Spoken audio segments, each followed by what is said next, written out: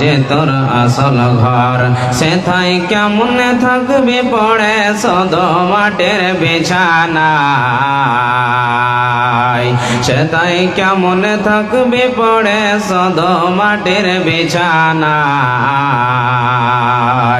চিন্তা করে দেখো না কবরে কি যাইবা না, চিন্তা করে দেখো না কবরে কি যাইবা না।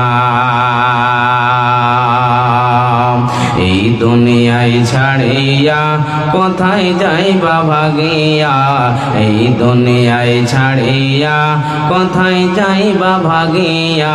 মরণ তোমায় নিবে ঘেরে যতই কর বাহানা,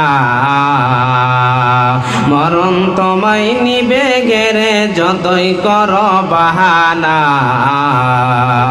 চিন্তা করে দেখো না কবরে কি যাইবা না, চিন্তা করে দেখো না কবরে কি যাইবা না। দিলে ভরা অহংকার চিনে না আজ খোদার ঘর, দিলে ভরা অহংকার চিনে না আজ খোদার ঘর। নমাজের লাগিয়া কি মায়া লাগে না,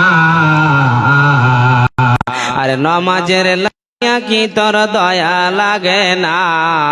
চিন্তা করে দেখো না কবরে কি যাইবা না, মাটির বিছানায়।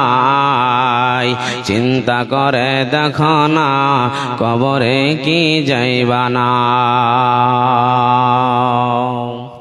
কোরআন হাদিসের কর্ণধার, স্টেজে বসে থাকা শ্রদ্ধেয় সভাপতি সাহেব, উলামায়ে কিরামগণ, সামনে বসে থাকা দিনদার ইমানদার ভাই সকল, পর্দানাসীন মা এবং বোনেরা, সর্বপ্রথম আল্লাহ পাক মহান রব্বুল আলামিনের প্রশংসা করি, যিনি আমাদেরকে বিশাল একটি ইসলামী সভাতে আসার সুযোগ দান করেছেন। তাই মহান মনিবের দরবারে অন্তর থেকে শুকরিয়া আদায় করি। সকলেই মহব্বতের সাথে পড়ুন আলহামদুলিল্লাহ।